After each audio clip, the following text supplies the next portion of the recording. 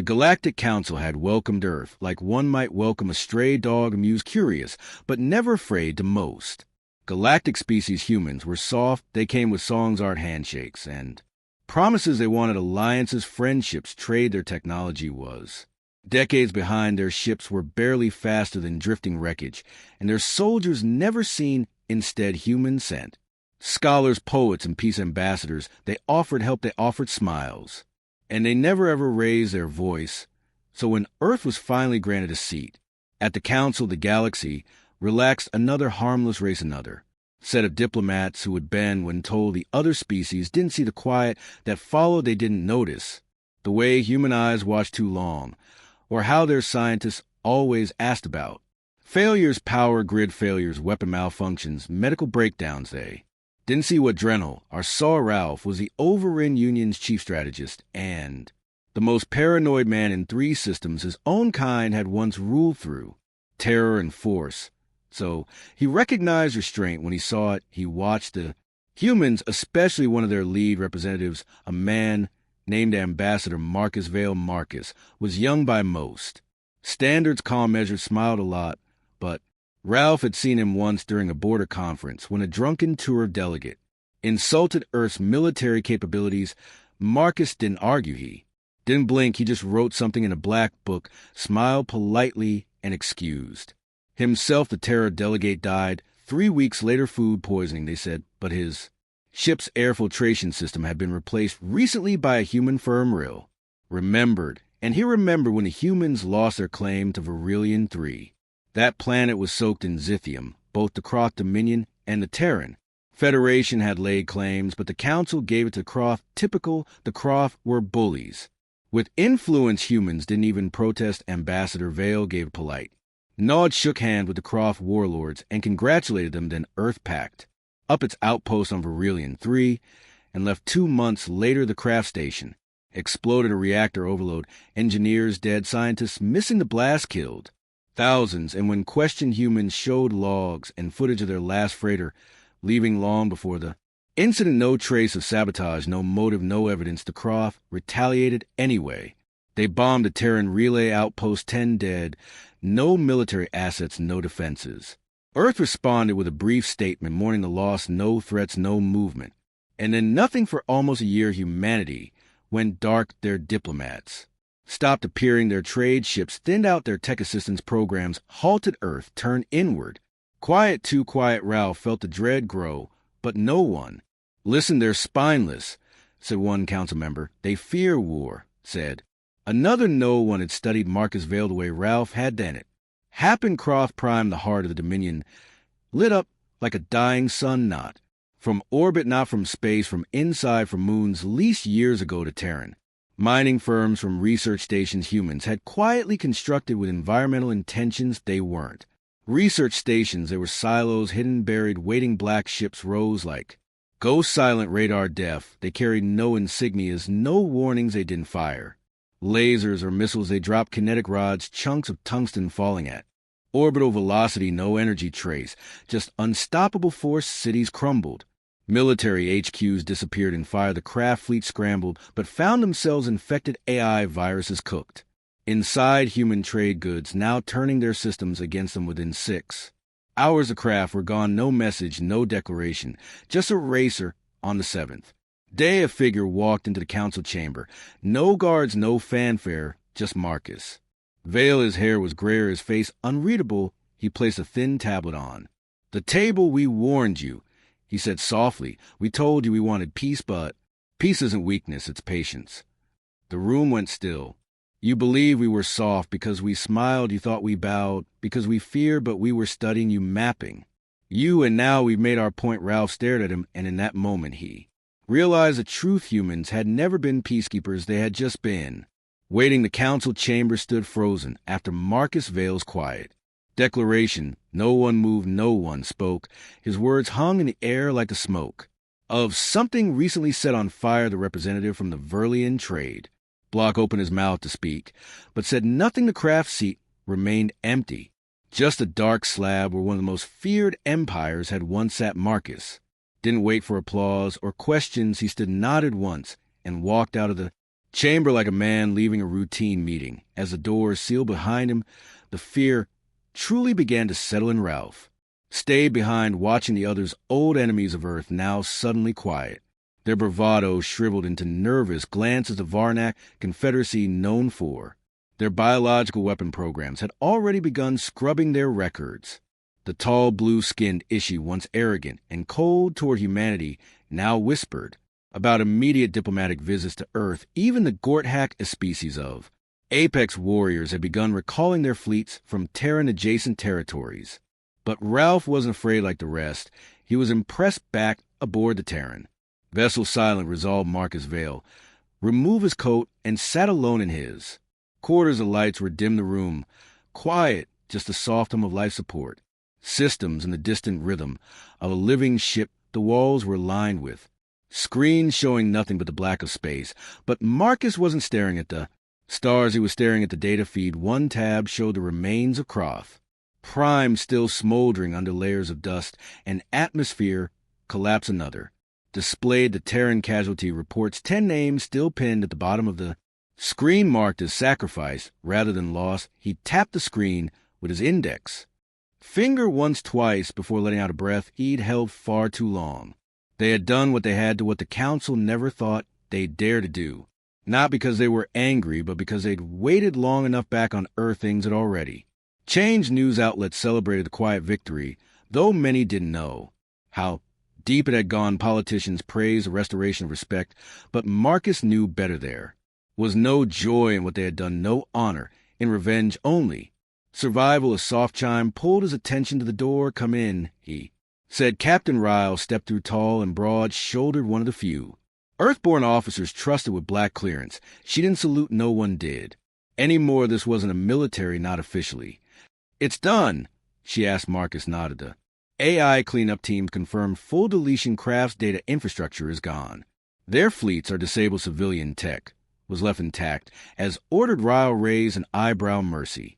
Precision, he corrected. We didn't erase a species, we erased a mistake. They'll survive, but they'll remember. She hesitated, then stepped closer.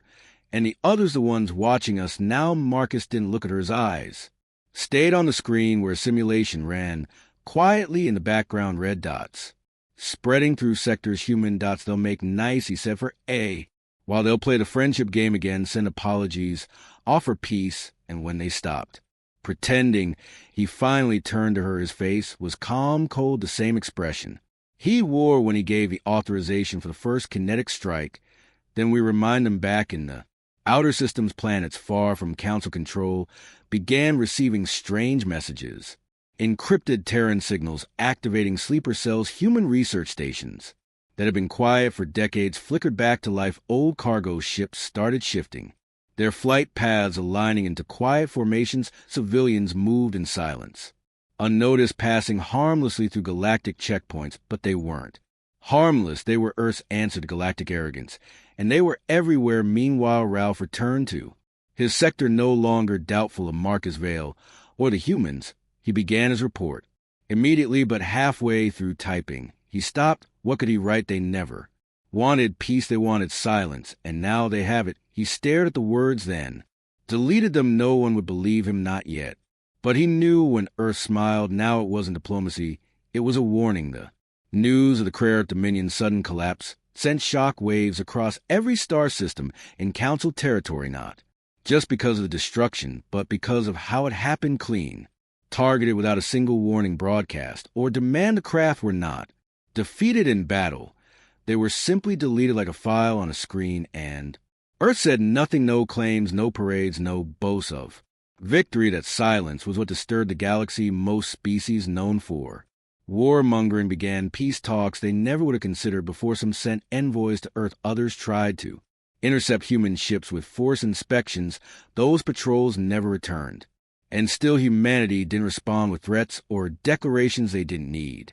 Till they had already said everything back on Earth. Marcus Vale stood before a group of analysts inside a declassified Terran intelligence chamber. The room was windowless, bathed in soft light, walls covered in layered star maps intercepted. Council chatter and flag movement, reports from rival species. At the center of it all, a hologram of the galaxy, with thousands of red dots. Silent units, former researchers, engineers, traders, all waiting on a signal. Marcus looked tired, not physically as posture was. Straight voice steady, but there was a heaviness in his stare, the look of a man who had held back the blade. So long his hands forgot how to let go, he pointed to 3 star clusters blinking. Red Gorak border posts have gone quiet. They're reinforcing their moons, we think. They're planning a counter move. A general across the table grunted. Let them. They don't scare easy, but they bleed like everyone else. Marcus didn't. Smile, we won't act first, but if they step out of line. He paused, tapping the console, shifting the hologram to show a timeline of past Gorthak. Incursions, we won't give them the same year of patience. We gave the craft another official lean forward. And the council. Marcus met her eyes, their praying we stopped. Silence. The meeting ended quickly after that. There wasn't much left to discuss.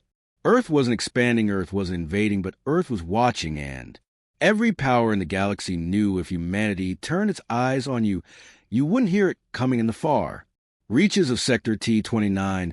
A cargo ship named Blue Signal drifted quietly between moons. On board was nothing unusual, at least nothing that appeared unusual. 10 crew members, mostly 10, mostly quiet. They made no noise. They smiled at patrol ships. They sent perfect reports. They delivered medical equipment, food, and terraforming supplies. But below deck, in a sealed black room, there was no cargo. There was an armory, racks of weapons, low-energy dampeners, nano drill kits.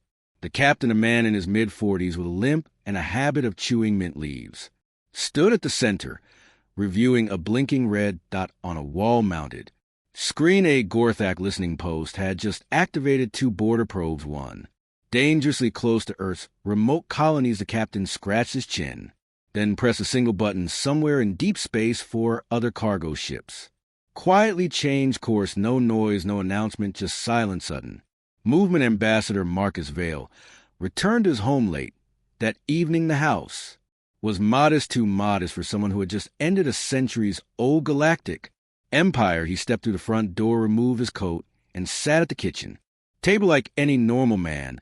There was no guard posted, no shield. Fields humming. He lived alone. He opened a bottle of red tan wine, poured 1 glass, and stared out through his wide window. Outside, the stars blinked peacefully, and that Marcus thought was a real live peace. Wasn't the absence of war. It was the quiet moment before the killing began again. He had given the galaxy one last chance, a demonstration, 1 strike, 1 empire. That was all. But if they pushed further, if they tested Earth again, he wouldn't wait another year. This time, he would give the order in minutes, and no one would see the end coming. A week after fall of the Krareth Dominion, the Galactic Council assembled again in what could only be described as chaos draped in. Protocol delegates arrived jittery. Their security details tripled hallways once, filled with diplomatic laughter, now echoed with whispers. No one mentioned Earth by name, but their presence choked the air like smoke in a sealed room. They feared Marcus Vale might return, but he did. Instead, Earth sent no one, and that silence spoke louder than any. Threat Counselor Matra of the Sonari Empire stood at the center dosser, golden robes sagging slightly from age and stress. We cannot allow the unilateral destruction of member civilizations. No matter the justification, what happened to the Croft was beyond acceptable. There were murmurs of agreement, but they were weak, cautious. No one wanted to speak too loudly. Everyone remembered how the Croft laughed when they claimed Borellian 3. Now those laughs were ash. Ambassador Dilnak of the Gorthak stood, his voice low, and Grawly humans acted alone. That is fact. We must unite to send a message. They are not above council law. Counselor Matra looked at him, then down at the datapad in her hand. And what message would that be? Ambassador, another verbal reprimand, or perhaps a joint military initiative? Her tone was dry, skeptical. Dnak's jaw tightened because everyone in the room knew what such a move would mean: war against Earth, and no one had the stomach for it, not after seeing what patient killers looked like. Far from the council's walls, on a dead rock in the outer rim, Marcus Vale stood in front of a broken-down orbital relay. Dust coated his boots, and the wind howled like ghosts clawing forgotten tombs. He wore no suit, no armor, just a dark coat, thick gloves, and the same quiet gaze he'd always. Carried beside him stood a young operative, 20-some, lean, nervous first. Field assignment, he kept glancing at Marcus like he expected him to snap at any second. So, sir, we're really activating this thing again. Marcus didn't respond. Right away, he crouched near the relay, wiped away decades of dust, and opened the main access panel. Inside were layers of old Earth tech analog fallback, systems, quantum receivers, and a blinking green light that should not have still been working. He smiled. This relay was planted during Earth's first exploration way back, when we were just being polite guests. Marcus said quietly we were already preparing for everything the operative swallowed, even back than you were planning for. War. Marcus stood brushing off his gloves. Number we were planning for. Betrayal. He flipped a switch somewhere in deep space. Hundreds of similar relays came online, old installations buried in moons, set adrift in asteroid belts, hidden in abandoned freighters. The web woke up, and Earth saw everything on the Gorak homeworld. Military High Command reviewed disturbing reports. Several of their surveillance satellites had gone blind. At once, no explosions, no signals. Just dark. Their forward posts near Terran sectors were experiencing strange interference. One ship captain described it as invisible pressure. They blamed solar activity, but it wasn't the sun. Meanwhile, Ralph, now back on Overin Prime, spent every waking hour studying Earth's movements. He had changed his tone with his own government. He no longer called Marcus Vale a manipulator or warmonger. No, now he called him something worse, a strategist with a long memory. Earth had taken every insult, every slight, every humiliation, and filed them away, not out of weakness, but discipline. That was a part the galaxy had misunderstood. Most species struck when wounded humans. They watched, they learned your rhythms, your speech, your blind spots, and when the moment came, they didn't just attack, they ended. You. Ralph wrote in his private log that night the mistake wasn't in trusting the humans. The mistake was in thinking they were slow, because they didn't run. In truth, they were walking behind us the whole time, just waiting for the right place to sink the knife on Earth. Marcus Vale stood by the ocean near one of the old Terran military bunkers. He looked out at the waves, peaceful and endless. The wind caught the edge of his coat as he received the latest transmission from the Outer Rim. For more council races had pulled their scouts back from Earth's neutral zones. Smart, they were learning, and Marcus hoped they kept learning, because if they in the next demonstration wouldn't just be a warning, it would be a purge. The first spark didn't come from the council. It came from the Gorak 3 days after the activation of Earth's hidden relays. A Terran diplomatic convoy was intercepted on its way to the neutral zone between Cernari and Gordhak Space. The humans on board, 12 in total, unarmed, marked as cultural envoys, were taken without explanation. No charges, no statements, just gone. The council called it unfortunate. Marcus Vale called it expected. He received the report in silence. His office deep beneath the Earth's surface felt colder that day. The walls thick with still air and tension. He read the details slowly. No screams, no fights. The humans didn't resist. They let themselves be taken, which to him was the most dangerous part. Humans didn't fear being taken anymore. They had protocols for this. Now the room around him flickered as a secure channel opened. General Hassan's face appeared gruff, stone-eyed, the kind of man whose very bones seemed military. They've crossed a line, Hassan said without pleasantries. They crossed it at the moment they thought we were bluffing. Marcus replied, permission to respond. Marcus leaned back, thought carefully, then nodded once. Silently, no headlines. I don't want martyrs, I want regrets. General Hassan smirked grimly and signed off. 72 hours later, the Gorak deep space detention vessel Ashrek Val lost contact with command. The last transmission was a garbled scream followed by static and a flash of light. No distress beacon, no damage trace. Just gone 6 hours after that Earth released a single statement. 12 of ours went missing. We have retrieved them. There is no need for further dialogue. That message plain and unthreatening on the surface sent shock waves through every power block in the galaxy, because the Ashwek Val was believed to be untraceable. Its location was a secret even to most Gorthak officers. No guards had reported an attack. No weapons had been fired, yet Earth had found it, and Earth had ended it. Inside, the council panic turned to paralysis. Half the members called for urgent peace negotiations with Earth. The other half debated sanctions, but none of them could agree on anything concrete because fear had shattered unity, and in the vacuum of that fear, Marcus Vale moved. He met secretly with smaller civilizations, those too weak to oppose the major empires, those who had suffered long under council injustice. He offered no threats, no demands, just choices. You've watched what we do when provoked, he said to the leader of the Dathi swarm. Now imagine what we do for allies. That line, delivered with calm precision, echoed through dozens of closed chambers. Across the stars, world by world, the silent network of Earth's influence spread like roots. Beneath the surface, quiet deals, private support, cultural exchanges with military implications, intelligence sharing masked as trade agreements. It wasn't war, it was preparation. Meanwhile, back on Earth, Marcus visited the family of one of the rescued envoys, a young woman named Elra Hose. She was still recovering from her captivity, but her parents insisted on meeting the man who had brought her home. They offered him tea. He accepted. The conversation was warm, but short. When Marcus stood to leave, Elra's father pulled him aside. We always thought peace was your job. Marcus looked him in the eyes. It is, he said, but sometimes peace needs teeth. He left without another word. That night, alone in his quarters, Marcus listened to an old Terran symphony, a slow, haunting violin piece, written during humanity's darkest war. He let it play while he reviewed reports of council troop movements, intercepted comms, and an unusual uptick in defensive fleet activity around Gordhack systems. They were scared, not angry, not offended. Scared, and that was the moment Earth had waited for, the moment the galaxy no longer thought of humans as diplomats or diplomats pretending to be warriors. Now they saw the truth. Earth didn't keep peace, it controlled it. And if the stars wanted it to remain, they'd have to earn it. The Gorthic response was predictable. They didn't launch a fleet.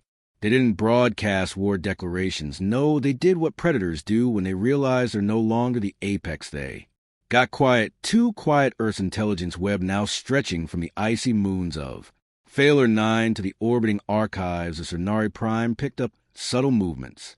Ghost convoys disguised military traffic energy readings that looked like freighter emissions but pulsed with the rhythm of warships. Marcus Vale received the reports and said only one thing: they're baiting us. He knew how it worked. The Gordhack didn't want a battle. They wanted a reaction, something they could twist into propaganda.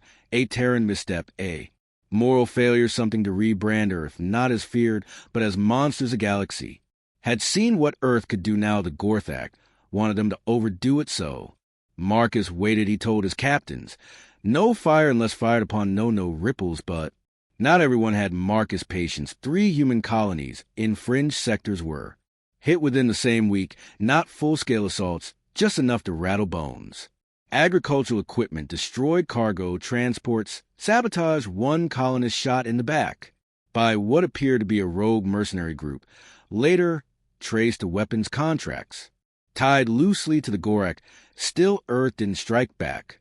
Marcus' inner circle fumed. General Hassan wanted a surgical retaliation. Captain Ryle offered a plan that would 2 Gorthak moons in under a day. Marcus rejected both. We don't kill in anger, he said. We don't play into their story. Instead, he did what Earth had always done best. He prepared on an unmarked orbital station above Jupiter's lesser moon, Calira. Marcus stood in a long steel corridor lit with red tinged strips around him. Dozens of people worked in silence: engineers, data handlers, former soldiers turned analysts. They weren't building ships, they were building simulations. Every possible Gorthorthak move, every supply chain, every propaganda angle. Earth was creating entire wars in code, rehearsed and refined until there were no surprises left. Marcus watched one simulation run a Gorth false flag operation leading to council sanctions against Earth. Result: Terran economic collapse in 14 years, Gordhack ascendancy in 9. He ordered 3 covert projects launched immediately, not weapons, narratives. If the Gordhack wanted to use stories, Marcus would write better ones. Soon stories began spreading in the fringe sectors, not from Earth, but from whispers, smugglers, and concerned diplomat stories that the Gorthak were experimenting on prisoners, that they used false peace deals to abduct civilians, that Croft scientists had once begged the council to keep humans out, not because they feared war, but because they feared Earth's silence. No proof, no official link, just doubt and doubt. Marcus knew was more corrosive than any weapon on Over and Prime. Ralph watched it all unfold from a distance. He tracked the shift in media, the subtle rise in pro-Earth sentiment, the growing reluctance of systems to share data.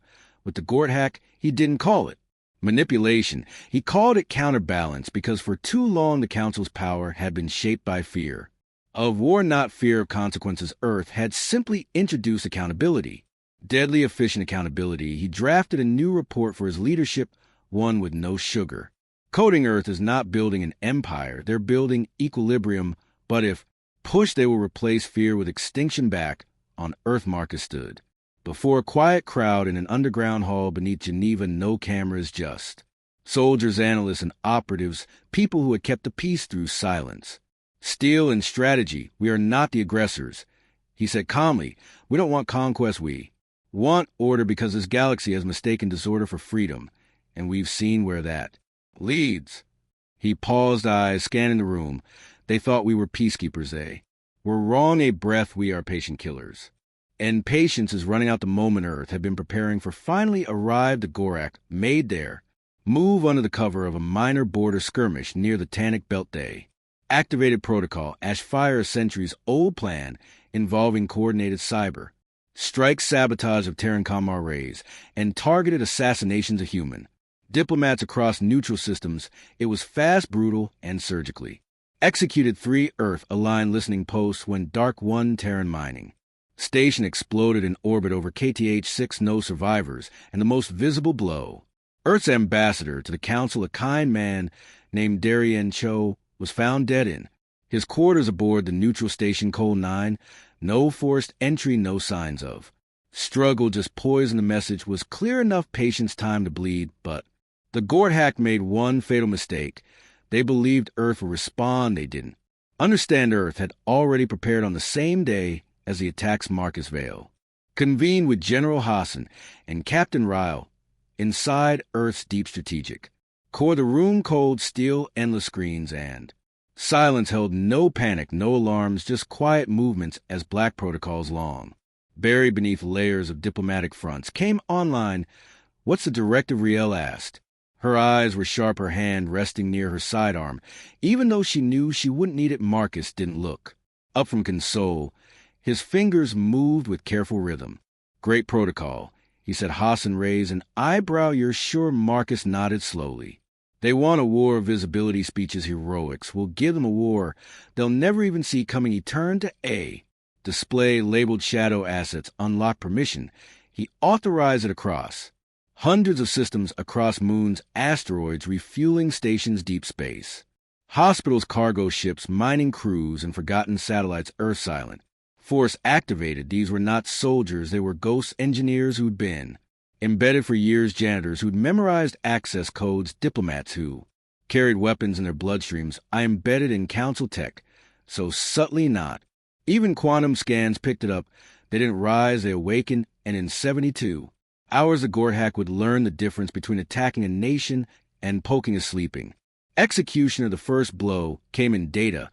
The Gorak Central Intelligence Hub on Roth Prime reported critical failures in its planetary defense systems, missile code, scrambled satellites, blind AI, cores rewritten in Terran code that self erased on contact. Then came the weapons depot, 13 of them simultaneously. Triggered chain reactions burned half of Gort hack's secondary fleet. Before they even left the hangars, Earth didn't send fleets. They didn't fire missiles. They just removed pieces from aboard, cleanly, surgically. By the 4th day, the Gort hack High Command began issuing internal alerts: cease external operations. Earth is inside our systems. But it was too late. On the council floor, panic erupted. Dozens of species began demanding Earth explain itself. No one from Earth responded, so they turned to Ralph. He had become the quiet authority on human behavior, the one voice of reason amid the fear. They're not invading, Ralph said, voice even there isolating the room. When still, Ralph continued. Earth has not deployed armies. They pulled wires, collapsed economies, erased targets. This isn't conquest, this is surgery. And what happens when they're done? One council member asked. Trembling, Ralph didn't answer immediately, but when he did, he spoke without Hesitation, then they'll go silent again, and the galaxy will finally understand. Peace with Earth doesn't come from diplomacy. It comes from never giving them a reason to remember you exist on. The fifth day, Marcus Vale sat alone, once again this time aboard Deliverance A, Terran Command vessel station in deep black, where no stars shined the lights, where dim the air stale, but the room was full of. Purpose, he stared at the list of targets that had been neutralized, not cities, not civilians, only decision-makers, only nodes of violence, and in the center of that screen the words neutralization, complete Captain Ryle, enter behind. Him, it's done, she said softly. Marcus didn't smile, he didn't speak, he simply stood and stared into void through the transparent hull. The Gorthak weren't dead, but they'd never threaten Earth again. They would rebuild, yes, but never with the same teeth, never with the same pride, because now they knew what Earth really was not. Peacekeepers, not soldiers, a warning dress and skin, 3 standard cycles. Passed since the Gorak's silent defeat, but the galaxy still hadn't recovered. Their fleets hadn't been shattered in a glorious war. Their cities hadn't been reduced to rubble. What happened to them was worse. They were emptied strategically, surgically, and without ceremony. Would have taken them 5 centuries to build Earth, unraveled in 5 days. No one celebrated, no galactic news feeds, air triumphant music, or victory parades. It was too quiet for celebration. The stars now spoke in whispers, and all the whispering led to one name: Marcus Vale, the human who never raised his voice, never demanded attention, never threatened, but who, when the moment came, made entire civilizations kneel without ever setting foot on their soil back on Earth. Marcus walked through the old Terran archives beneath the European plateau. The halls were narrow, built from gray stone and steel, filled with forgotten relics, uniforms, photos, books, even weapons from humanity's earliest wars. He moved slowly, hands behind his back, listening to the echo of his own footsteps. He stopped before an exhibit titled The Cost of Restraint. Inside the glass was a sealed case, a simple sidearm, the kind Earth's early diplomats used to carry back when the galaxy still mocked them. It had never been fired in war, only drawn once during a negotiation that went wrong. He stared at it for a long time, then whispered to know. One you never needed to fire a bullet when your silence was louder than thunder. Behind him, Captain Ryle approached. Her expression was unreadable, but there was something different in her posture now, less rigid, less ready to strike. They've stopped pushing, she said. Even the Council, the last Gorak cruiser, crossed into retreat orbit this morning. Marcus didn't turn. Good, they're holding an emergency vote, she added, to rewrite the defense mandates they want Iran oversight on all Council military activity now. He finally turned to her. So they want peace, they want protection. He smiled faintly, not out of pride, not out of victory, out of recognition. That's what this had always been about, not dominance, deterrence. In the far reaches of the galaxy, former enemies began to clean up what Earth had left behind. Council archives were redacted. Black site research labs, once used for xenobiological warfare, were dismantled. Under quiet supervision, dozens of Gorth military leaders retired, and on Varelian 3, the planet that started it all, a new Terran outpost was being rebuilt, not as a military facility, but a memory, a monument. At its center stood a tall obsidian spire etched with names, humans who were killed, forgotten, used as bargaining chips. At the bottom, carved in clear Terran script, were the words, "We waited, we watched, and when silence became betrayal, we answered in kind." Ralph, now retired from his position on Overend Prime, sat beneath the cold moons of his home world, a glass of fermented root wine in hand. He had no official duties anymore, no reports to file, just thoughts he remembered the first time he saw Marcus Vale years ago, that polite smile, that black notebook. And now the galaxy spoke Marcus' name with a kind of reverence usually reserved for gods or monsters. Ralph had been wrong about humans. They weren't peacekeepers, and they weren't killers. They were something in between, the inevitable result of being underestimated for too long. He raised his glass toward the sky where Earth's stars sat dim and distant. "May we never give them a reason," he said, as the stars turned to systems rebuilt and alliances quietly shifted. Earth remained still. They didn't expand, they didn't colonize, they didn't speak much at all. Because they didn't need to, the galaxy had learned its lesson. Humans didn't come in peace, they came in silence, and if you gave them reason, they left you in it too forever.